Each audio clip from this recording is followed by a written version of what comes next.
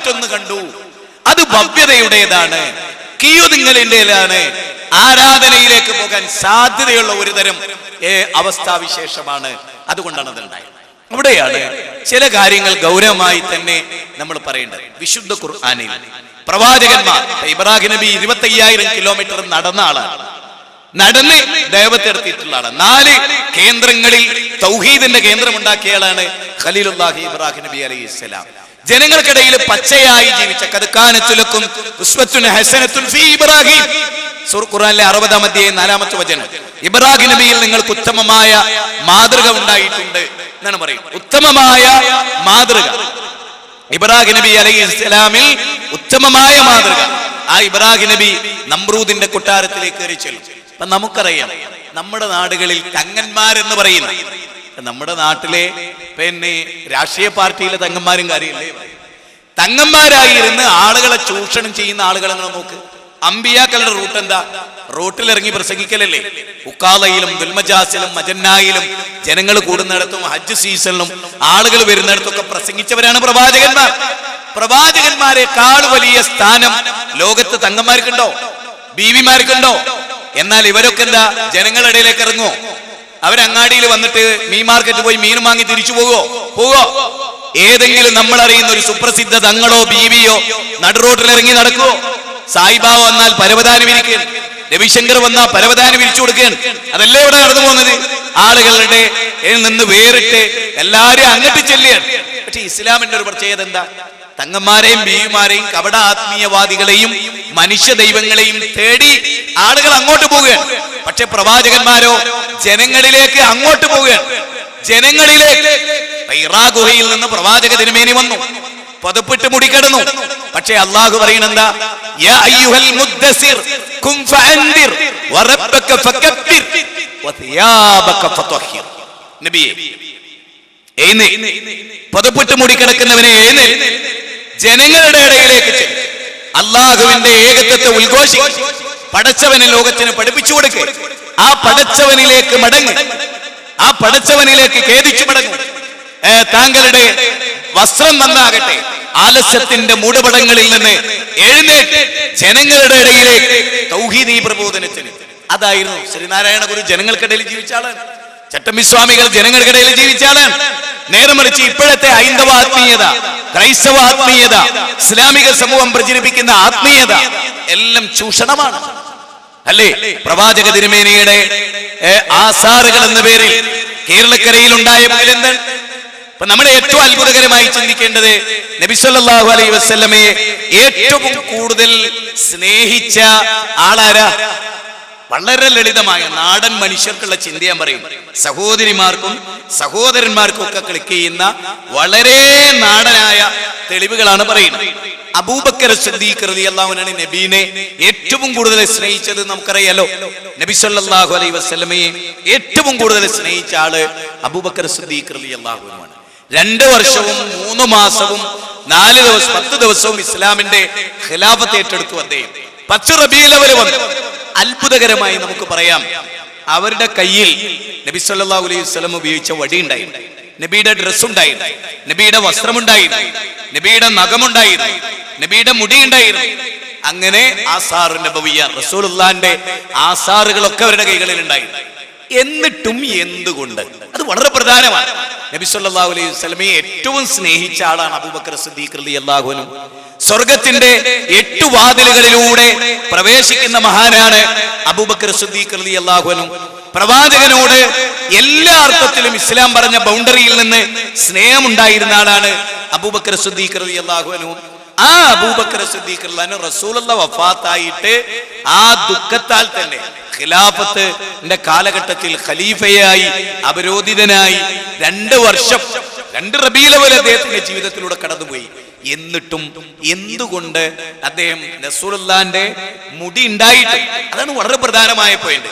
നബി സല്ലല്ലാഹു അലൈഹി വസല്ലമയുടെ തിരുശേഷിപ്പ്, പ്രവാചകന്റെ തിരുകേശമുണ്ടായിട്ടും എന്തുകൊണ്ട് അതൊരു വെള്ളത്തിൽ മുക്കി ആ വെള്ളം സംസം കിണറിലേക്ക് ഒഴിച്ച് അതിൽ നിന്ന് ആളുകൾക്ക് റബീഉൽ അവ്വലിൽ ഒരു തിങ്കളാഴ്ച എന്തുകൊണ്ട് അബൂബക്കർ സിദ്ദീഖ് റളിയല്ലാഹു അൻഹു കൊടുത്തില്ല എന്നത് വളരെ ഗൗരവമായി മനുഷ്യന്റെ മനസ്സിൽ കിതാബ് ഓതിയിട്ടില്ലാത്ത, പള്ളി ദർസ് പഠിച്ചിട്ടില്ലാത്ത, അറബി കോളേജ് പോയിട്ടില്ലാത്ത സാധാരണക്കാരായ ആളുകൾ ചിന്തിക്കേണ്ട വളരെ പ്രധാനമായ പോയിന്റാണ്. എന്തുകൊണ്ട് റസൂലുള്ളാഹി സ്വല്ലല്ലാഹി അലൈഹി വസല്ലമയുടെ പേരിൽ ജന്മദിനവും കൊണ്ടാടിയില്ല, ഉറൂസും കൊണ്ടാടിയില്ല? കാരണം ഒരു വർഷം നബി മരിച്ചിട്ട് അടുത്ത റബീഉൽ അവൽ 12 ആവുമ്പോ നബിയുടെ 1-ാം ആണ്ട് അല്ലെ, അങ്ങനെയല്ലേ വരേണ്ടത്? റസൂലുള്ളാഹി സ്വല്ലല്ലാഹി അലൈഹി വസല്ലമയുടെ 1-ാമത്തെ ആണ്ട്, 2-ാമത്തെ വർഷം 2-ാം ആണ്ട്. ഇങ്ങനെ ഉണ്ടായോ? ഇങ്ങനെ ഉണ്ടായില്ല. എന്തുകൊണ്ടുണ്ടായില്ല? അത് നമ്മുടെ മനസ്സിൽ ചോദിക്കേണ്ടതാണ്. സ്വർഗം കിട്ടുമെന്ന് ഉറപ്പുള്ള അബൂബക്കർ സിദ്ദീഖ് റളിയല്ലാഹു അത് ചെയ്തിട്ടില്ലെങ്കിൽ നമ്മൾ ചെയ്യണം എന്ന് പറയുന്നതിന്റെ അർത്ഥം എന്താണ്? 10 വർഷം ഇസ്ലാമിന്റെ ഖിലാഫത്ത് ഏറ്റെടുത്തു ഉമർ ഇബ്നുൽ ഖത്താബ്. 10 വർഷം 10 റബീഉൽ അവ്വൽ കടന്നുപോയി. എനിക്ക് ഏറ്റവും അത്ഭുതം തോന്നിയിട്ടുള്ള ഒരു പോയിന്റ് ഞാൻ പറഞ്ഞുതരാം. ലോകത്തിന്റെ അഷ്ടദിക്കുകളിൽ ഇസ്ലാം വ്യാപിച്ചു. 20 ഭൗതിക സാമ്രാജ്യങ്ങൾ ഭരിക്കുന്ന ഒരു അവസ്ഥാവിശേഷം ഉണ്ടായി. മുമ്പ് ഇസ്ലാം ആകാത്ത രാജ്യങ്ങൾ വരെ ഇസ്ലാമായി. ലോകത്തിന്റെ പല ഭാഗങ്ങളിലും ഈ ഉമർ ഇബ്നുൽ ഖത്താബ് റളിയല്ലാഹു ഗവർണർമാരും അദ്ദേഹം ചുമതലപ്പെടുത്തിയവരും പള്ളി ഉണ്ടാക്കി, പള്ളി നിർമ്മാണം നടന്നു. എവിടെയെങ്കിലും നബി സല്ലല്ലാഹു അലൈഹി വസല്ലമയുടെ തിരുശേഷിപ്പ് സൂക്ഷിക്കാൻ ഒരു പള്ളി ഉണ്ടാക്കി. നിങ്ങൾ ആലോചിച്ചു നോക്കണം. അതായത് റസൂലുള്ളാഹിനെ ഏറ്റവും സ്നേഹിച്ച ഉമർ ഇബ്നുൽ ഖത്താബ് റളിയല്ലാഹുവിന്റെ കാലത്ത്, നിങ്ങൾ എല്ലാവരും ശ്രദ്ധിക്കുക, ആ ഉമർ ഇബ്നുൽ ഖത്താബ് റളിയല്ലാഹുവിന്റെ കാലത്ത് ആ റസൂലുള്ളാഹി സ്വല്ലല്ലാഹു അലൈഹി വസല്ലമയുടെ തിരുശേഷം കേശം സൂക്ഷിക്കാൻ ഒരു പള്ളി എന്തുകൊണ്ട് ഉമർ ഇബ്നുൽ ഖത്താബ് റളിയല്ലാഹു ഉണ്ടാക്കിയില്ല? നബി സല്ലല്ലാഹു അലൈഹി വസല്ലമയുടെ മുടിയിട്ട വെള്ളം എന്തുകൊണ്ട് ഉമർ ഇബ്നുൽ ഖത്താബ് റളിയല്ലാഹു സപ്ലൈ ചെയ്തില്ല? ജനങ്ങൾ ക്യൂ നിന്ന് കന്നാസിലാക്കി, എന്തുകൊണ്ട് പാത്രത്തിലാക്കി, എന്തുകൊണ്ട് അവർ കൊണ്ടുപോയില്ല? ഇനി നമ്മൾ തിരിച്ചു ചിന്തിച്ചോ, കാന്തപുരത്തിന് മാത്രമാണ് റസൂലുള്ളാഹിനോട് സ്നേഹം? അങ്ങനെയാണോ നമ്മൾ മനസ്സിലാക്കേണ്ടത്? ലോകത്ത് മുഹമ്മദ് നബിയെ ശരിക്കും സ്നേഹിച്ച ഒരാൾ കാന്തപുരമാണ്. സ്വഹാബത്തല്ല, താബികളല്ല, തബൂൽ അത്ബാഇകളല്ല. എന്തിനധികം മദ്ഹബിന്റെ ഇമാമിങ്ങളുടെ ഏതെങ്കിലും ഒരു ഗ്രന്ഥത്തിൽ നബിയുടെ തിരുശേഷിപ്പ് സൂക്ഷിക്കാൻ ഒരു പള്ളി ആവശ്യമാണെന്നൊരു ചർച്ച ഉണ്ടോ? ഒരു പള്ളി ഉണ്ടെന്ന് അവരാരെങ്കിലും? ആ തിരുശേഷിപ്പ് ഉണ്ടായിരുന്ന കാലത്ത് പോലും അവരാരും ചിന്തിക്കാത്ത ഒരു കാര്യം ഞങ്ങൾക്ക് തുറന്നു പറഞ്ഞുതരാം. ചില കോടീശ്വരന്മാരുമായി കാന്തപുരം ഒരു ബിസിനസ് കരാറുണ്ടാക്കി, നോളജ് സിറ്റി എന്നൊരു പദ്ധതി ഉണ്ടാക്കി. അതിലേക്ക് പണം ഉണ്ടാക്കാൻ പ്രവാചകനെ കച്ചവടച്ചരക്കാക്കി. ആ ദുഷ്ടഹൃദയം, അതാണ് ആ ദുഷ്ടനായ മനുഷ്യൻ, ഇസ്ലാമിന്റെ കേരളത്തിലെ മുഖ്യ ശത്രുവായ കാന്തപുരം അള്ളാഹുവിന്റെ പ്രവാചകനെ വിൽപ്പന ചിറക്കാക്കി. അയാളോട് നമുക്കുണ്ടാകേണ്ടത് എന്താ? യഥാർത്ഥത്തിൽ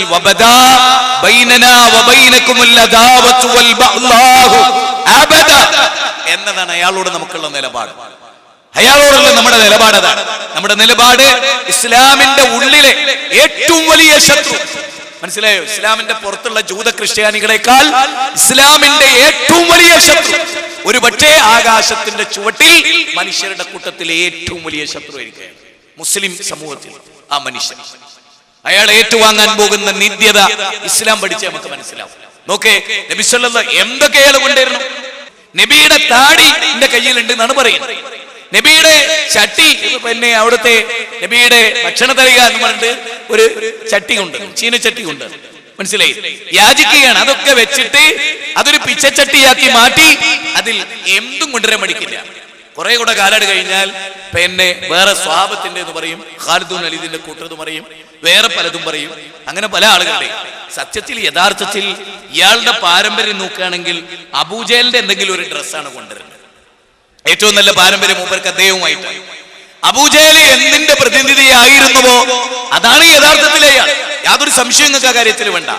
എന്തെല്ലാം കാര്യങ്ങളാണ് ഇവിടെ കൊണ്ടുവരുന്നത് എന്നാ അത് വിശ്വസിക്കാൻ കുറച്ച് ആളുകളൊക്കെ. എല്ലാരെയും എല്ലാ കാലത്തും വഞ്ചിക്കാൻ കഴിയില്ല. ആളുകൾ അത് തിരിച്ചറിഞ്ഞിരിക്കുന്നു. അവിടെയാണ് നമ്മൾ ചിന്തിക്കേണ്ടത്. ഇതൊക്കെ ഒറിജിനലായിട്ട് കയ്യിലുണ്ടായിരുന്ന കാലത്ത് സ്വഹാബത്ത് ആരും അത് ചെയ്തില്ലല്ലോ. ലോകം മുഴുവനും ഞങ്ങൾക്ക് ലഭിക്കുന്നതിനേക്കാൾ ഞങ്ങൾക്ക് ഇഷ്ടം പ്രവാചകന്റെ ഒരു തിരുകേശമാണെന്ന് പറയുന്ന സ്വഹാബത്ത് പോലും എന്ത് ചെയ്തിട്ടില്ല? അത് വിറ്റിട്ടില്ല, അത് വിൽപ്പന ചെറുക്കാക്കിയിട്ടില്ല. പിന്നെ ഇത് കൊടുക്കുന്ന ആളുണ്ടല്ലോ, ഇത് കൊടുക്കണ അഹമ്മദ് ഖസ്റജി എന്ന് പറഞ്ഞ ആൾക്ക് ഒരു സ്നേഹവും പ്രവാചകനോടില്ല എന്നുള്ളതിന്റെ ഏറ്റവും വലിയ തെളിവാണ് അയാൾ ഇങ്ങനെ കൊടുത്തോണ്ടിരിക്കുന്നത്. സത്യത്തിൽ ബിസിനസ്സിൽ ഒരു കണ്ണി അയാളാണ്. ഇവിടെ 40 കോടി കിട്ടിയാൽ അതിൽ 50-50 എന്ന സിദ്ധാന്തത്തിലാണ് അവർ രണ്ടുപേരുള്ളത്. 20 കോടി ഇങ്ങക്ക്, 20 കോടി എനിക്ക്. സത്യത്തിൽ കാന്തപുരത്തിന്റെ മകന്റെ പേരിൽ ബാങ്കിൽ ഡിപ്പോസിറ്റ് ചെയ്യ പൈസ കിടക്കുന്നുണ്ടാവും. നിങ്ങൾ ശരിക്കും മനസ്സിലാക്കണം. പല ആളുകളുടെ പേരിലും പല രാജ്യങ്ങളിലും അയാൾക്ക് സമ്പത്തുണ്ട്. മതം വിറ്റുണ്ടാക്കിയതാണ്. ഞാനും അനാഥയെ സംരക്ഷിച്ചവനും ഇങ്ങനെയാണെന്ന് പറഞ്ഞിട്ട് കാശ്മീരിൽ നിന്ന് വരെ അനാഥ മക്കൾ എന്ന വ്യാജേന കൊണ്ടുവന്ന് എത്ര ആളുകളുടെ ഫോട്ടോ എടുത്ത് അറബികളെ ചതിച്ച് ഒരു നാട്ടിൽ ഒരു പള്ളി ഉണ്ടാക്കാൻ 3 സ്ഥലത്ത് പോയിട്ട് പള്ളിക്ക് അറബികളോട് പൈസ വാങ്ങിയ മനുഷ്യനാണ് അയാൾ. അതായത് ഈ നാട്ടിൽ ഒരു പള്ളി ഉണ്ടാക്കണം, ആ പള്ളിക്ക് ഒരു അറബീന്റെ അടുത്ത് പൈസ കിട്ടി, അതേ കോപ്പി കൊണ്ടുപോയിട്ട് അതേ നാട് പറഞ്ഞ് വേറൊരു അറബിനോട് പൈസ വാങ്ങി. അങ്ങനത്തെ മനുഷ്യനാണ് അയാൾ. അള്ളാനെ വരെ കിട്ടിയ വിറ്റിട്ട് അയാള് ഉറപ്പായിട്ട് അയാൾ വിറ്റ് പൈസ മനസ്സിലായില്ലേ? അള്ളാഹുവിന്റെ റസൂലിന്റെ തിരിശേഷിപ്പി എന്ന് പറഞ്ഞ് പാവപ്പെട്ട മനുഷ്യരെ വഞ്ചിക്കുന്ന ഒരു ഇസ്ലാമിക വിരുദ്ധ സംഭവം നിങ്ങൾ ശരിക്കും ഇതിൽ നിന്ന് ഉൾക്കൊള്ളേണ്ടതുണ്ട്. പിന്നെ നബി സല്ലല്ലാഹു അലൈഹി വസല്ലമയുടെ കാലഘട്ടത്തിൽ എനിക്ക് ഏറ്റവും അത്ഭുതം തോന്നിയ ഒന്നാണ്, അബൂബക്കർ സിദ്ദീഖ് റളിയല്ലാഹു അൻഹു അധികാരം കിട്ടി. അബൂബക്കർ സിദ്ദീഖ് റളിയല്ലാഹു അൻഹു ഖലീഫയായിട്ട് അദ്ദേഹം ഒരു തുണിക്കെട്ട് ചുമലിലേക്ക് എടുത്തിട്ടിട്ട് പോവാൻ, ഷോൾഡറിലേക്ക് ഒരു തുണിക്കെട്ട് എടുത്ത് ഇങ്ങനെ പോവാൻ. അപ്പൊ ആരും ചോദിച്ചു എങ്ങട്ടാ പോണത്? ഞാൻ മാർക്കറ്റില് കച്ചവടത്തിന് എന്റെ കുട്ടികളെ പോട്ടെ. അബൂബക്കർ സിദ്ദീഖ് റളിയല്ലാഹു അൻഹു ജൗളിക്കട നടത്തിയ മനുഷ്യനാണ്, ടെക്സ്റ്റൈൽസ് നടത്തിയ മനുഷ്യനാണ്. ഖലീഫയായിട്ട് പോലും അദ്ദേഹം എന്താ ചെയ്യണത്?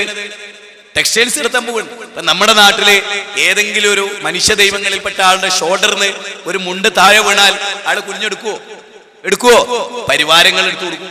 അള്ളാന്റെ റസൂല് ഒട്ടകപ്പുറത്ത് നിന്ന് റസൂലിന്റെ തട്ടം താഴെ വീണു, ഹദീസ പറയുന്നത്. അതുപോലെ പിന്നെ വീണപ്പോ പിന്നെ അബ്ദുല്ലാഹി ഉമർ കുനിഞ്ഞു, റസൂൽ പറഞ്ഞു പാടില്ല. റസൂൽ സല്ലല്ലാഹു അലൈഹി വസല്ലം ഇറങ്ങിയെടുത്തു. അങ്ങനെ പഠിപ്പിക്കപ്പെട്ട ഒരു സമയങ്ങളുണ്ടല്ലോ, പെട്ടിയൊക്കെ ഉസ്താദേ പെട്ടിയൊക്കെ ഞാൻ പിടിക്കാൻ. പല ആളുകളെ നമ്മളോട് പറഞ്ഞു, ഞാൻ പേരോടല്ലോ എന്നാണ് ഞാൻ മറുപടി പറയാറ്. അങ്ങനെ ഒരു അവസ്ഥയിലേക്ക് നമ്മുടെ കൂട്ടത്തിൽ നിന്ന് വരെ ആളുകൾ മാറിപ്പോകുന്ന ദയനീയമായ അവസ്ഥ ഉണ്ടാൻ പാടില്ല. നമുക്ക് പറ്റുന്ന അത്രയും നമുക്ക് കുടിക്കാം. അസുഖമോ പ്രയാസോ ബുദ്ധിമുട്ടോ ഒക്കെ ഉണ്ടെങ്കിൽ അല്ലാതെ വേറെ ഒരു നിലക്ക് അതിനെ കാണുക. ഞാനിതൊക്കെ എല്ലാവരും പിടിക്കേണ്ടവനാണ്, ആദരിക്കപ്പെടേണ്ടവനാണ്, ബഹുമാനിക്കപ്പെടേണ്ടവനാണ് എന്ന തോന്നൽ ഉണ്ടാകുന്നതിനോടുകൂടി തന്നെ നമ്മുടെ ഇഖ്ലാസ് നഷ്ടപ്പെട്ടു. നബി സല്ലല്ലാഹു അലൈഹി വസല്ലമ ഭാര്യമാർക്ക് പിന്നെ അടുക്കളയിൽ സഹായിക്കുന്നു, മാവ് കുഴക്കുന്നു. നോക്ക്, പിന്നെ മരുഭൂമിയിലെ ഏറ്റവും വലിയ ജോലിയാണ് വിറക് ശേഖരിക്കുക എന്നുള്ളത്. റസൂലുള്ളാഹി ജോലി ഡിവൈഡ് ചെയ്ത് കൊടുത്തു സല്ലല്ലാഹു അലൈഹി വസല്ലം. അതിൽ വിറക് ചുമക്കുക എന്നുള്ള, വിറക് ശേഖരിക്കുക എന്നുള്ള ഏറ്റവും പ്രയാസപൂർണമായ ജോലി അള്ളാഹുവിന്റെ റസൂലാണ് ഏറ്റെടുക്കുന്നത്. നബി സല്ലല്ലാഹു അലൈഹി വസല്ലം ഒരാൾക്ക് ഹസ്തദാനം ചെയ്തു, അയാളെ കൈ നല്ല പരിക്കൻ. അപ്പൊ റസൂൽ ചോദിച്ചു എന്താ ഇത്? തയമ്പ് കൊണ്ട് ശക്തമാണ് അയാളുടെ കൈ. പ്രവാചകൻ ചോദിച്ചത് അസുഖമാണോ? അയാൾ പറഞ്ഞ അല്ല, മമ്മട്ടി പിടിച്ച കൈയാണ്. മമ്മട്ടി ആയുധം പിടിച്ച കൈയാണ്, പാടത്ത് പണിയെടുത്ത പരമ്പത്ത് പണിയെടുത്ത കൈയാണിത്, അധ്വാനിച്ച കൈയാണ്. ആ കയ്യിൽ ചുംബിച്ചുകൊണ്ട് ആ കൈകളെ ഉയർത്തിപ്പിടിച്ച് പ്രവാചകൻ പറഞ്ഞു. എന്ത് പറഞ്ഞു പ്രവാചക തിരുമേനി? അല്ലാഹു റസൂൽ ഏറ്റവും ആദരിക്കുന്ന കൈയാണിത് എന്ന് നബി സല്ലല്ലാഹു അലൈഹി വസല്ലം പറഞ്ഞു.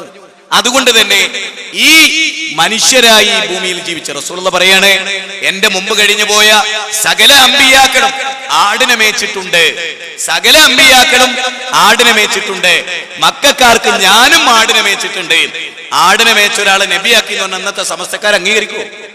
ആളുകൾ ഇടുന്ന ഒരു ക്ലിപ്പിംഗ്, എന്റെ ഒരു ക്ലിപ്പിംഗ് ഇടാറുണ്ട്, ഞാൻ പാറക്കോറി പണിയെടുക്കുന്ന ആളാണ് എന്ന്.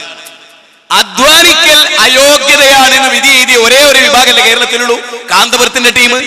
അധ്വാനിച്ചു തിന്നൽ, ആരാന്റെ എച്ചില് തിന്നലാണ് മതം എന്നാണ് മൊയ്ലിയമാര് പറയുന്നത്. ആരാൻ അധ്വാനിച്ച് എച്ചില് വെറുതെ കിട്ടി മൂക്കറ്റം തിന്നിട്ട് പുറത്തേക്ക് കളയാം, അതിന്റെ പേരാണ് സമസ്ത. ഒരാള് പാറക്കോറി പണിയെടുത്ത അയാൾ വയലേറിനാ പറയണെന്ന് അയാൾ പാറക്കോറി പണിയെടുത്ത ആളാണ്. പാറക്കോറി പണിയെടുത്ത അള്ള വിലക്കിയിട്ടുണ്ടോ? മാർക്കറ്റിൽ മീൻ വിൽക്കൽ അള്ള വിലക്കിയിട്ടുണ്ടോ? അധ്വാനിച്ച് ജീവിക്കൽ അള്ള വിലക്കിയിട്ടുണ്ടോ? അധ്വാനിച്ചാൽ പണ്ഡിതനെ നിരക്കാത്തതാണ്. ഇമാം അബൂ ഹനീഫത്തുൽ കൂഫി റഹ്മത്തുള്ളാഹി ജൗളിക്കട നടത്തിയാണ്. ജൗളിക്കട മീൻസ് ടെക്സ്റ്റൈൽസ്. പ്രവാചകന്മാരും മദ്ഹബിന്റെ ഇമാമിങ്ങളും ഒക്കെ അധ്വാനിച്ചവരാണ്, ജോലിയെടുത്തവരാണ്, കൃഷി ചെയ്തവരാണ്. അങ്ങനെയാണ് ഖുർആൻ നമ്മളെ പഠിപ്പിക്കുന്നത്. അധ്വാനിച്ച് സമ്പാദിച്ച ഹലാല് ഭക്ഷിച്ച ആളുകളായിട്ട്.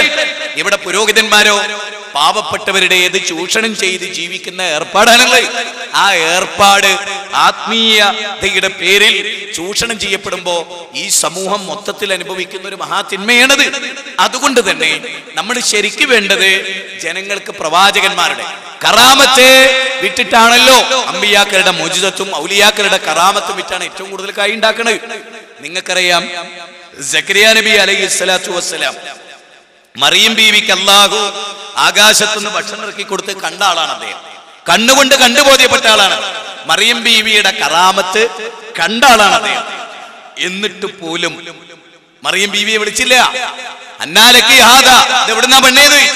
കാലത്തുഹു മിൻ ഇൻദില്ലാ, ഇത് അല്ലാഹുവിന്റെ അടുത്ത് നിന്നാണെന്ന് പറഞ്ഞു. സൂറത്ത് ആൽ ഇംറാൻ 36 മുതൽ 42 വരെയുള്ള വചനം. അവിടെ പോലും കറാമത്ത് കണ്ടിട്ട് പോലും മറിയം ബീവിനോട് ചോദിച്ചില്ലല്ലോ. ഹുനാലിക ദഅ സക്കരിയ റബ്ബഹു, അവിടെ വെച്ച് സക്കരിയ നബി അല്ലാഹുവിനോട് തേടിയാണ്. അപ്പൊ കറാമത്തുള്ളവരോടല്ല, കറാമത്ത് കൊടുത്തവനോട്. കാര്യകാരണ ബന്ധത്തിന്റെ അപ്പുറത്താണ് കറാമത്ത്. അതുകൊണ്ടാ മറിയം ബീവിയോട് ചോദിക്കാത്തത്. മറിയം ബീവിയുടെ കഴിവിൽപ്പെട്ടതല്ല ഭക്ഷണം ഇറക്കിയതല്ലേ, അള്ളാഹ് ഇറക്കി കൊടുത്തതാണ്. മറിയം ബീവിയുടെ മഹത്വത്തെ ആദരിച്ച് അള്ളാഹ് ഇറക്കി കൊടുത്തതാണ്. അപ്പൊ കാര്യകാരണ ബന്ധത്തിന്റെ അപ്പുറത്താണ്, അഭൗതികമായ മാർഗത്തിലാണ് അത് വന്നത്, ഭൗതിക മാർഗത്തിലല്ല. ഭൗതിക മാർഗത്തിലും മറിയം ബീവിയുടെ കഴിവിൽപ്പെട്ടതുമായിരുന്നുവെങ്കിൽ മറിയം ബീവിയോട് സക്കരിയ നബി ചോദിക്കുമായിരുന്നു. മറിയം ബീവിയുടെ കഴിവിൽപ്പെടാത്തത് കൊണ്ടും അള്ളാഹുവിന്റെ കഴിവിൽപ്പെട്ടത് മാത്രമായത് കൊണ്ടുമാണ് ഹുനാലിക ദഅ സക്കരിയ റബ്ബഹു. അതൊരു പ്രചോദനാകയത്. ആ കറാമത്ത് കണ്ടപ്പോ ഒരു പ്രചോദനായി. മറിയം ബീവിക്ക് അള്ളാഹ് നൽകിയത്, അതുകൊണ്ട് അള്ളാഹിനോട് ചോദിച്ചിട്ടേ കാര്യമുള്ളൂ, കുട്ടികളെ തരണേ എന്ന് സക്കരിയ നബി അള്ളാഹിനോട് ചോദിക്കുന്നത് അങ്ങനെയാണ്. അങ്ങനെ നമ്മൾ മനസ്സിലാക്കുന്നത്. അതായത് കറാമത്ത് യാഥാർത്ഥ്യമാണ്. ഔലിയാക്കളിലൂടെ കറാമത്ത് ഉണ്ടായേക്കാം. നിങ്ങൾക്കറിയാലോ, ആസിം റളിയല്ലാഹു അൻഹുവിനെ ബദർ യുദ്ധത്തിന് ശേഷം ഒരു ചെറുകെട്ടി പിടിച്ചു കൊന്നു. ആസിം റളിന്റെ ബോഡി വികൃതമാക്കാൻ ശ്രമിച്ചപ്പോ ആസിം റളിന്റെ ബോഡിയുടെ ചുറ്റിലും തേനീച്ചകൾ വട്ടമിട്ട് പറന്നു. തേനീച്ചകൾ പ്രൊട്ടക്ഷൻ നൽകി. ഇത് കറാമത്താണ്. ആസിം റളിന്റെ ബോഡിക്ക് ചുറ്റിലും തേനീച്ചകൾ വട്ടമിട്ടു എന്നത് മരണാനന്തര ബഹുമതിയായ കറാമത്താണ്. പക്ഷേ അത് റിപ്പോർട്ട് ചെയ്ത റിപ്പോർട്ടർമാരോ സഹാബിമാരോ ഇനി അതിന്റെ വിശദീകരണം പറഞ്ഞ റസൂലുള്ളാഹി സ്വല്ലല്ലാഹു അലൈഹി വസല്ലമയോ ആരും എന്ത് ചെയ്തിട്ടില്ല. ഇത് ആസിം റളിന്റെ കറാമത്താണ്, അള്ളാഹ് കൊടുത്ത കഴിവെന്ന് ഈ കറാമത്ത് മുൻനിർത്തി നിങ്ങൾക്ക് ചോദിക്കാം എന്ന് റസൂൽ പഠിപ്പിച്ചില്ലല്ലോ. കറാമത്തുണ്ട്, കറാമത്തുള്ളവരോട് ചോദിക്കുക എന്നുള്ള ഇനി ഇസ്ലാമിൽ വകുപ്പില്ല. 9 മുഅ്ജിസത്ത് മൂസാ നബിക്ക് ഉണ്ടായിരുന്നു എന്ന് പറയുന്നത് ഖുർആനാണ്. പക്ഷെ മൂസാ നബിയുടെ മരണശേഷം മൂസാ നബി ഇലാഹല്ല എന്ന വിശ്വാസത്തോടെ മൂസാ നബിയോട് നിങ്ങൾക്ക് ചോദിക്കാം എന്ന് മൂസാ നബിയും പഠിപ്പിച്ചിട്ടില്ല, ഖുർആനും പഠിപ്പിച്ചിട്ടില്ല, റസൂലുള്ളാഹി സ്വല്ലല്ലാഹു അലൈഹി വസല്ലം പഠിപ്പിച്ചിട്ടില്ല. ഏറ്റവും രസമാണ്, രണ്ടാളുകളെ ഒരു പ്രകാശം തുടർന്നു. അവരുടെ കയ്യിൽ പ്രകാശം ഉണ്ടായിരുന്നില്ല, വിളക്കുണ്ടായിരുന്നില്ല. അവരുടെ പിന്നാലെ ആ പ്രകാശം ഇങ്ങനെ പോയി വെളിച്ചം കാണിച്ചു. അവർ 2 ദിക്കിലേക്ക് തിരിഞ്ഞപ്പോ പ്രകാശം 2ആയി തിരിഞ്ഞു. അവർ വീടെത്തുന്നത് വരെ ആ പ്രകാശം അവർ തുടർന്നു. ഇത് 2 സ്വഹാബിമാർക്കുണ്ടായതാണ്. അത് പറയുന്നത് റസൂലുള്ളാഹി പഠിപ്പിച്ചു കൊടുത്തതാണ്. ആ സംഭവം അവർ പറഞ്ഞപ്പോ അത് അല്ലാഹു നിങ്ങളെ ആദരിച്ചതാകുന്നു എന്ന് നബി സല്ലല്ലാഹു അലൈഹി വസല്ലം വിശദീകരിച്ചു. എന്നാൽ നബി പറഞ്ഞു, ദാ നിങ്ങളുടെ കൂട്ടത്തിലെ സാക്ഷാൽ 2 ഔലിയാക്കളാണ് ഇവർ, ഇവർക്ക് ദാ കറാമത്ത് ഉണ്ടായിരിക്കുന്നു. ആ കറാമത്തിൽ നിങ്ങൾ ചോദിച്ചോളൂ, കാര്യകാരണ ബന്ധത്തിന്റെ ഉള്ളിലെ കാര്യമാണത് എന്ന് നബി സല്ലല്ലാഹു അലൈഹി വസല്ലം പഠിപ്പിച്ചില്ല. മറിച്ച് നബി സല്ലല്ലാഹു അലൈഹി വസല്ലമ കറാമത്തിനെ അംഗീകരിക്കാനും കറാമത്തുള്ളവരോടല്ല, കറാമത്ത് കൊടുത്ത റബ്ബിനോടാണ് തേടേണ്ടത് എന്നും നബി സല്ലല്ലാഹു അലൈഹി വസല്ലം അവർ പഠിപ്പിച്ചു. ചുരുക്കത്തിൽ കപടമായ എല്ലാ ആത്മീയതകളെയും ഇസ്ലാം ശക്തമായി എതിർക്കുകയും ഏറ്റവും കൃത്യമായി അല്ലാഹനെ പേടിച്ച് അലം യഅലം ബി അന്നല്ലാഹ യറ, എല്ലാം കാണുന്ന പടച്ചവനിലേക്ക് കീയൊതുങ്ങി ആ പടച്ചവനിലേക്ക് ഫോക്കസ് ചെയ്ത് റസൂലുള്ളാഹി പഠിപ്പിച്ച സുന്നത്ത് ചെയ്ത് അധ്വാനിച്ച് കഷ്ടപ്പെട്ട് ആരെയും ചൂഷണം ചെയ്യാതെ, റസൂലുള്ളാഹി പറഞ്ഞ അതാണല്ലോ, ആര് നിങ്ങളെ ചതിച്ചാലും ഞാൻ നിങ്ങളെ ചതിക്കില്ല, ആര് നിങ്ങളോട് കള്ളം പറഞ്ഞാലും ഞാൻ നിങ്ങളോട് കള്ളം പറയുകയില്ല എന്ന് നബി സല്ലല്ലാഹു അലൈഹി വസല്ലമ അവരെ പഠിപ്പിക്കുകയുണ്ടായി. അങ്ങനെ പഠിപ്പിച്ചു കൊടുത്ത പ്രവാചക തിരുമേനിയുടെ ഉമ്മത്ത് വളരെ ഗൗരവമായി തന്നെ ആ വിഷയം സമൂഹത്തെ ബോധവൽക്കരിക്കുകയും സ്വഹാബികളാരും അവരാരെയും ചൂഷണം ചെയ്തില്ല. ഏറ്റവും വലിയ ഔലിയാക്കളാരാ? ഏറ്റവും വലിയ തങ്ങന്മാരാരാ? ഏറ്റവും വലിയ തങ്ങന്മാരും ഏറ്റവും വലിയ ഔലിയാക്കളും എന്ന് നമ്മൾ പറയുന്നത് സ്വഹാബത്തിനെ കുറിച്ചാണ്. റസൂലുള്ളാഹിന്റെ വഫാത്തിന് ശേഷം ജീവിച്ച അബൂബക്കർ സിദ്ദീഖ് റളിയല്ലാഹു ഔലിയാക്കളിൽ ഏറ്റവും മുന്നിലാണ്. ഉമർ ഇബ്നുൽ ഖത്താബ് റളിയല്ലാഹു ഔലിയാക്കളിൽ ഏറ്റവും മുന്നിലാണ്. പക്ഷെ അവരാരും ജനങ്ങളെ ചതിക്കുകയോ വഞ്ചിക്കുകയോ ചൂഷണം ചെയ്യുകയോ ജനങ്ങളെ പിഴിഞ്ഞെടുക്കുകയോ ഒന്നും ചെയ്തിട്ടില്ല. നമ്മൾ വളരെ ഗൗരവമായി ചിന്തിക്കേണ്ട പോയിന്റാണ്. ഒരു മനുഷ്യരും ആര് നിങ്ങളെ ചതിച്ചാലും ഞാൻ നിങ്ങളെ ചതിക്കില്ല, ആര് നിങ്ങളോട് കള്ളം പറഞ്ഞാലും ഞാൻ നിങ്ങളോട് കള്ളം പറയില്ല എന്ന് നബി സല്ലല്ലാഹു അലൈഹി വസല്ലം പറഞ്ഞു. നബിയാൽ ഒരാളും ചൂഷണം ചെയ്യപ്പെട്ടില്ല. നബി സല്ലല്ലാഹു അലൈഹി വസല്ലം തയ്യട ആ പ്രവാചകൻ ഞങ്ങളെ ചതിച്ചല്ലോ എന്ന് പറയേണ്ടി വന്നൊരവസ്ഥ അവരുടെ സമൂഹത്തിന് ഒരിക്കലും ഉണ്ടായിട്ടില്ല. ശത്രുക്കൾ പോലും അവർക്കെതിരെ ചതിയന്മാരാണെന്നോ വഞ്ചകന്മാരാണെന്നോ കപടാത്മീയതയുടെ വക്താക്കളാണെന്നോ പ്രവാചകന്മാരുടെ ശത്രുപക്ഷത്തുള്ളവർ പോലും പറഞ്ഞിട്ടില്ല എന്ന് നിങ്ങൾ മനസ്സിലാക്കണം. അതുകൊണ്ട് തന്നെ കാര്യങ്ങളെ വസ്തുതാപരമായി മനസ്സിലാക്കുകയും ഇൻഷാ അല്ലാഹ് വളരെ ഗൗരവമായി അൽ ഹുദ എന്ന് പറയുന്ന ഒരു മാസിക ഇവിടെ കർണാടകയിൽ പിന്നെ പ്രസിദ്ധീകരിക്കപ്പെടുന്നത്. അൽ ഹുദ നല്ല അഖീദ പഠനങ്ങളും പ്രമാണങ്ങളിലെ പഠനങ്ങളും ഒക്കെ ഉൾക്കൊള്ളുന്ന അൽ ഹുദ എന്ന് പറയുന്ന നമ്മുടെ ഒരു മാസിക ഇവിടെ പ്രസിദ്ധീകരിക്കപ്പെടുന്നുണ്ട്. ചെറിയമുണ്ടം അബ്ദുൽ ഹമീദ് മദനിയുടെയും കുഞ്ഞു മുഹമ്മദ് മദനി പർപ്പൂരിന്റെയും പരിഭാഷയെ ബേസ് ചെയ്ത് കർണാടകയിൽ ഒരു ഖുർആൻ പരിഭാഷ ട്രാൻസ്ലേറ്റ് ചെയ്തിട്ടുണ്ട്. അതൊക്കെ ഇവിടെ ഉണ്ട്. അതൊക്കെ നിങ്ങൾ വാങ്ങുകയും പഠിക്കുകയും മനസ്സിലാക്കുകയും മരണത്തിന് ശേഷമുള്ള ഒരു ജീവിതത്തിലേക്ക് നമ്മൾക്ക് കിട്ടുന്ന ലഭിക്കുന്ന സമയങ്ങളെ മാക്സിമം ഉപയോഗപ്പെടുത്തുകയും ചെയ്യുക.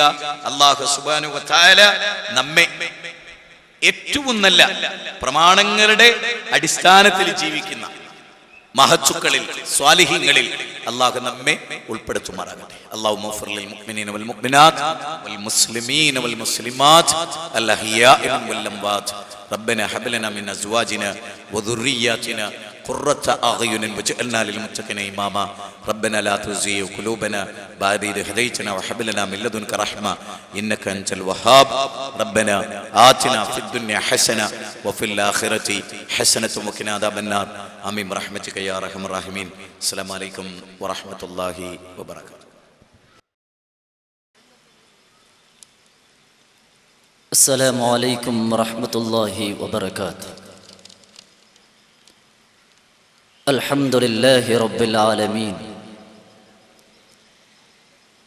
نحمده ونستعينه ونؤمن به ونتوكل عليه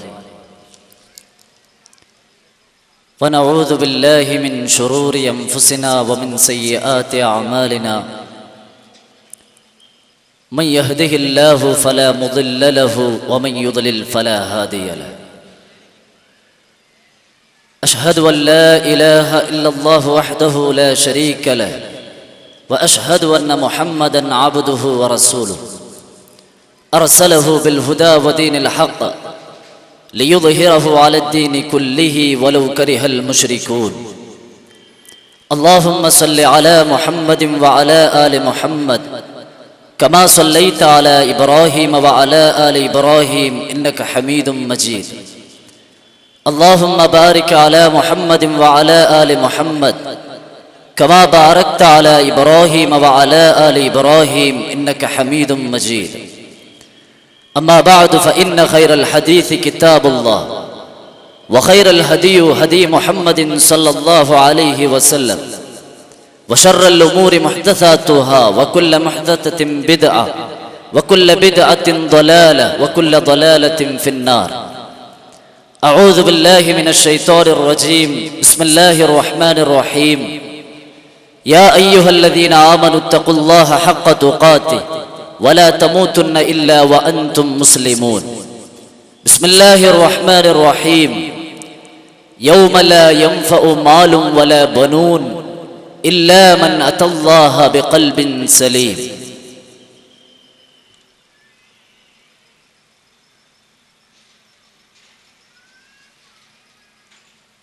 ഉപ്പിനങ്ങടി എന്ന ഈ പ്രദേശത്തിൻ്റെ ഹൃദയഭാഗത്ത് പഠനാർഹമായ ഒരു ഇസ്ലാമിക സമ്മേളനത്തിലാണ് നാം എല്ലാം ഇവിടെ ഒരുമിച്ച് കൂടിയിട്ടുള്ളത്. അടുത്തു നിന്നും ദൂരെ നിന്നും എൻ്റെ ശബ്ദം ശ്രവിച്ചുകൊണ്ടിരിക്കുന്ന വിവിധ ചിന്താധാരകളുള്ള ഈ നാട്ടിലെ നല്ലവരായ സുഹൃത്തുക്കളെ, സഹോദരങ്ങളെ,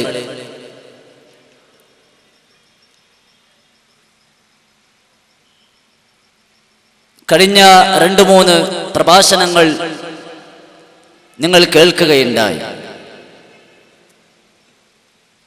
ഇനിയും ഒരുപാട് പ്രഭാഷണങ്ങൾ കേൾക്കാൻ ഇരിക്കുന്ന ഇസ്ലാമിന്റെ വിവിധ വിഷയങ്ങളിലൂടെ കടന്നു ചെന്ന് ഒരുപാട് പണ്ഡിതന്മാർ ഇനിയും നിങ്ങളെ അഭിസംബോധനം ചെയ്യാനിരിക്കുന്ന ഈ ഒരു സദസ്സിൽ എന്തുകൊണ്ടും ഒരു ദാവത്തിന്റെ പ്രാധാന്യത്തെക്കുറിച്ച് പറയുവാനും നിങ്ങളെ ഓർമ്മപ്പെടുത്തുവാനും പ്രസക്തമാണ് എന്നതുകൊണ്ട് തന്നെ ദാവത്തിന്റെ പ്രാധാന്യത്തെക്കുറിച്ച് ഒരൽപ്പം കാര്യം നിങ്ങളെ ഓർമ്മപ്പെടുത്താനാണ് ഞാനിവിടെ എഴുന്നേറ്റ് നിൽക്കുന്നത്. KSA എന്ന ഈ സംഘടന അഥവാ കർണാടക സലഫി അസോസിയേഷൻ എന്ന ഈ കൂട്ടായ്മയുടെ ആദ്യത്തെ സമ്മേളനമാണ് ഇവിടെ നടന്നുകൊണ്ടിരിക്കുന്നത്. ഇവിടെ ഇരിക്കുന്ന ഓരോരുത്തരോടും ആദ്യമേ സൂചിപ്പിക്കാനുള്ള ഒരു കാര്യം എന്താന്ന് പറഞ്ഞാൽ, ഇത് ആരെയെങ്കിലും തരം താഴ്ത്തുവാനോ പരാജയപ്പെടുത്തുവാനോ കുറ്റപ്പെടുത്തുവാനോ ആക്ഷേപിക്കുവാനോ അല്ലെങ്കിൽ KSA എന്ന ഈ സംഘടനയെ ഉയർത്തിക്കാണിക്കുവാനോ 4 ആളുകളുടെ കൈകടി കിട്ടുവാനോ നമ്മുടെ ശത്രുക്കളുടെ അവർക്ക് അവരുടെ മനസ്സുകളിൽ വിദ്വേഷം പകരുവാനോ അല്ല ഇതിവിടെ സംഘടിപ്പിച്ചിട്ടുള്ളത്. നേരെ മറിച്ച് മനുഷ്യരായ നമ്മുടെ ജീവിതത്തിന്റെ ലക്ഷ്യമെന്താണെന്ന് നിർണയിക്കുകയും ജീവിതത്തിന് ശേഷമുള്ള മരണാനന്തര ജീവിതത്തിന്റെ മോക്ഷം, ആ നരകശിക്ഷയിൽ നിന്നുള്ള മോക്ഷത്തിൽ നിന്ന് സ്വർഗത്തിലേക്ക് പ്രവേശിക്കപ്പെടുന്ന വഴി, ആ മാർഗം എന്താണെന്ന് പഠിപ്പിച്ചു കൊടുക്കുക എന്നത് മാത്രമാണ് ഇത്തരത്തിലുള്ള സമ്മേളനങ്ങളിലും ഇത്തരത്തിലുള്ള പ്രോഗ്രാമുകളിലും ഇവിടെ നമ്മൾ കാഴ്ചവെക്കുന്നത്.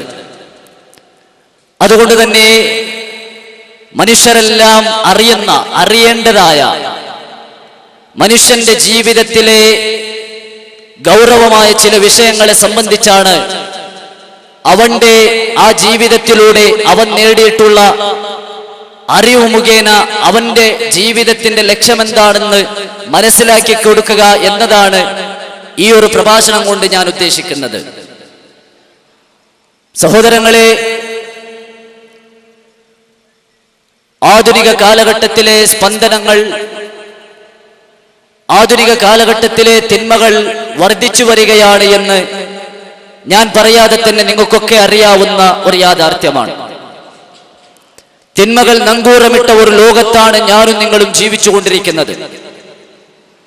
തിന്മകൾ നാൾക്കുനേൽ വർദ്ധിതമായ തോതിൽ നമ്മുടെ നാടുകളിലും നമ്മുടെ പരിസരങ്ങളിലും നമ്മുടെ ചുറ്റുഭാഗത്തുമെല്ലാം നടന്നുകൊണ്ടിരിക്കുന്നു എന്ന്, നമ്മുടെ വീടുകളിൽ അടക്കം നടന്നുകൊണ്ടിരിക്കുന്നു എന്ന് ഞാൻ പ്രത്യേകം പറഞ്ഞു തരേണ്ടതില്ല.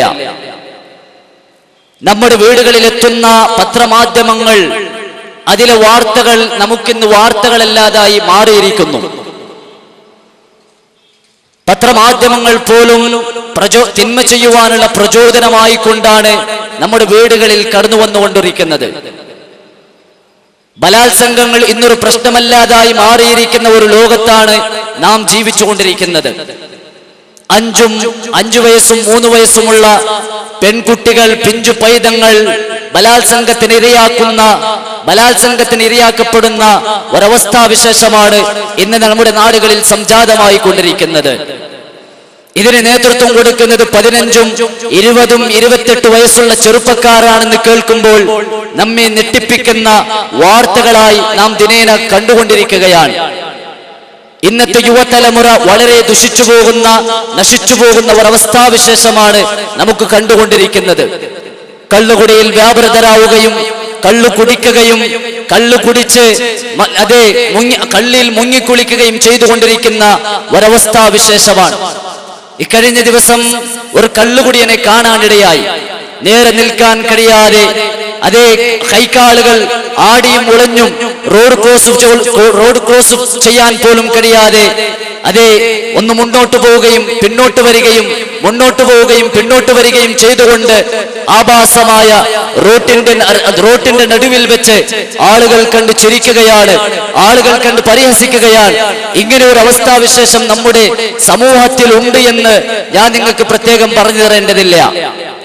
അതേപോലെ തന്നെ ഒരുപാട് തിന്മകൾ നമ്മുടെ ലോകത്ത് സംജാതമായി കൊണ്ടിരിക്കുന്നു. മതപുരോഹിതന്മാർ പോലും പാവപ്പെട്ട ജനങ്ങളെ, പണത്തെ ചൂഷണം ചെയ്തുകൊണ്ട്, അവരെ ചതിച്ചുകൊണ്ട്, വഞ്ചിച്ചുകൊണ്ട് അവർക്ക് അവരുടേതായ ലോകത്ത് ജീവിച്ചു കൊണ്ടിരിക്കുകയാണ്. ഇന്ന് ലോകം അധാർമികതയുടെ ആഴങ്ങളിലാണ് എന്നത് ഒരു യാഥാർത്ഥ്യമാണ്. രാഷ്ട്ര നായകന്മാർ, അധ്യാപകർ, മതപുരോഹിതർ ഇത്തരത്തിലുള്ള അവർ മാതൃകകളാകേണ്ടവർക്ക് പോലും, ധാർമ്മികതയുടെ കാവലാളായി തീരേണ്ടവർക്ക് പോലും ഇത്തരത്തിലുള്ള മൂല്യച്യുതിയിൽ നിന്ന് കരകയറാൻ ആകുന്നില്ല ഇന്നത്തെ ലോകത്ത് എന്ന് ഞാൻ നിങ്ങൾക്ക് പ്രത്യേകം പറഞ്ഞു തരേണ്ടതില്ല. എത്രത്തോളം എന്ന് പറഞ്ഞാൽ മദ്യവും മയക്കുമരുന്നും, അതേപോലെ വ്യഭിചാരം, ലൈംഗിക വൈകൃതങ്ങൾ, കൊള്ള, കൊല, കൈക്കൂലി, മോഷണം, സ്ത്രീധനം, സ്ത്രീപീഡനം, വഞ്ചന, പിടിച്ചുപറി, വർഗീയത, തീവ്രവാദം, അതിക്രമം, അതുപോലെ തന്നെ കള്ളക്കടത്തലുകൾ, കരിഞ്ചന്തകൾ, അതുപോലെ മാഫിയകൾ, അനാവശ്യമായ വിനോദ സംസ്കാരങ്ങൾ, സംഗീതത്തോടുള്ള അടങ്ങാത്ത അഭിനിവേശം തുടങ്ങിയ സകല കുറ്റകൃത്യങ്ങളും ഇന്ന് നമ്മുടെ ലോകത്ത് വ്യാപകമാണ് എന്ന് ഞാൻ നിങ്ങൾക്ക് പറഞ്ഞു തരേണ്ടതില്ല. അത്രമാത്രം ദുഷിച്ചുപോയ ഒരു സമൂഹത്തിനിടയിൽ ദാവത്തിന്റെ പ്രാധാന്യം ഇല്ല എന്നത് ഞാനും നിങ്ങളും ചിന്തിക്കേണ്ടിയിരിക്കുന്നു. അതേ പ്രിയപ്പെട്ടവരെ, 1400 വർഷങ്ങൾക്ക് മുമ്പ്, 14 നൂറ്റാണ്ടുകൾക്ക് മുമ്പ് ഇങ്ങനെ ഒരു സമൂഹം, വളരെ ദുഷിച്ചുപോയ ഒരു സമൂഹം കഴിഞ്ഞുപോയിട്ടുണ്ട് എന്ന് ചരിത്രത്തിന്റെ താളുകൾ പരിശോധിച്ചു നോക്കുമ്പോൾ നമുക്ക് കാണാൻ സാധിക്കുന്ന ഒരു യാഥാർത്ഥ്യമാണ്. 14 നൂറ്റാണ്ടുകൾക്ക് മുമ്പ് അറേബ്യയിലെ ജനതയെ കുറിച്ച് ചരിത്രകാരന്മാർ, വിശുദ്ധ ഖുർആൻ നമ്മെ പഠിപ്പിച്ചു. അവരതാ മുമ്പ് വ്യക്തമായ വഴികേടിലായിരുന്നു എന്നാണ്. വഴികേട് എന്ന് പറഞ്ഞാൽ അവരെ പോലെ വഴികെട്ടുപോയ ഒരു സമൂഹം ഇല്ലായിരുന്നു.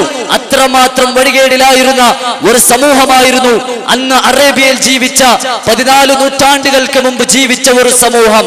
ആ സമൂഹത്തെ കുറിച്ച് ചരിത്രകാരന്മാർ പറയുന്നത് ഡാർക്ക് ഏജ് എന്നാണ്. ഇരുണ്ട യുഗം, അന്ധകാര നിബിഡമായ യുഗം. ആ യുഗത്തിലാണ് അവർ ജീവിച്ചു പോന്നിരുന്നത്. കാണുന്ന കല്ലിനെ മുഴുവനും ആരാധിച്ച്, ഈശ്വര ഹൃദയം പേറി ഈശ്വര മരുഭൂമിയിൽ ഈശ്വര വിശ്വാസവുമായി ജീവിച്ചു പോയ ഒരു സമൂഹം ജീവിതത്തിന്റെ ലക്ഷ്യം എന്താണെന്നറിയാതെ, ആർക്കോ വേണ്ടി ജീവിച്ച് ജീവിതം എന്തിനാണെന്നറിയാതെ, താൻ എന്തിനാണ് ജീവിക്കുന്നതെന്നറിയാതെ, ഒട്ടകത്തിന്റെ സഞ്ചാര ദിശക്കനുസരിച്ച് ടെണ്ടുകെട്ട് ജീവിച്ച ജീവിതത്തിന്റെ പുറമ്പോക്കിൽ തള്ളപ്പെട്ടു പോയ ഒരു സമൂഹമായിരുന്നു അന്നത്തെ അറേബ്യയിലുള്ള ജനത എന്ന് ചരിത്രകാരന്മാർ രേഖപ്പെടുത്തുന്നുണ്ട്. അവർക്കിടയിലെ വിവാഹം തന്നെ പരിശോധിച്ചു നോക്കിയാൽ മതി അവർ എത്രമാത്രം ദുഷിച്ചവരായിരുന്നു എന്ന് നമുക്ക് മനസ്സിലാക്കാൻ. 4 തരം വിവാഹമായിരുന്നു അവർക്കിടയിൽ ഉണ്ടായിരുന്നത്. ഒന്ന്, സദാചാരപരമായ വിവാഹം. നമ്മുടെ നാടുകളിലൊക്കെ കണ്ടുകൊണ്ടിരിക്കുന്ന 2 കുടുംബങ്ങൾ തമ്മിൽ തൃപ്തിപ്പെട്ട്, ആണും പെണ്ണും തൃപ്തിപ്പെട്ട് സദാചാരപരമായി നടത്തുന്ന വിവാഹം അത് വളരെ കുറവായിരുന്നു. എന്നാൽ രണ്ടാമത്തെ വിവാഹം എന്താണ്? ഒരു ഭാര്യ ആദ്യമേ കല്യാണം കഴിച്ചിട്ടുണ്ടാവും. ആ ഭാര്യയോട് ഭർത്താവ് പറയുകയാണ്, ആർത്തവശുദ്ധിയുള്ള ഭാര്യയോട് ഭർത്താവ് പറയുകയാണ്, നീ നല്ല സുമുഖനും സുന്ദരനുമായ ഒരു യുവാവിനെ തിരഞ്ഞെടുക്കുകയും അവരുമായി ലൈംഗിക ബന്ധത്തിൽ ഏർപ്പെടണമെന്ന് ആ ഭാര്യയോട് പറയുകയാണ്. എന്നിട്ട് ഭാര്യ അതുപോലെ ചെയ്യുന്നു. ഒരു സുമുഖനും സുന്ദരനുമായ ഒരു യുവാവിനെ തിരഞ്ഞെടുക്കുകയും അവനുമായി ബന്ധപ്പെടുകയും ഗർഭിണിയാണെന്ന് ബോധ്യപ്പെട്ടതിന് ശേഷം വീണ്ടും ഭർത്താവുമായി ബന്ധപ്പെടുകയും ചെയ്യുന്ന ഇതിനവർ പേര് വെച്ചിരുന്നത് താൽക്കാലിക വിവാഹം എന്നാണ്. താൽക്കാലിക വിവാഹം എന്ന ഓമന പേരാണ് അവർ വെച്ചിരുന്നത്.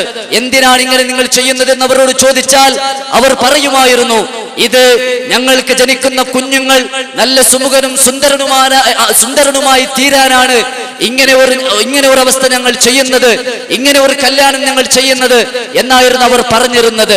ഇതാണ് രണ്ടാമത്തെ വിവാഹം. മൂന്നാമത്തെ വിവാഹം എന്താണ്? ഒരു പെണ്ണുമായി 10-ൽ താഴെ വരുന്ന പുരുഷന്മാർ ലൈംഗിക ബന്ധത്തിൽ ഏർപ്പെടും.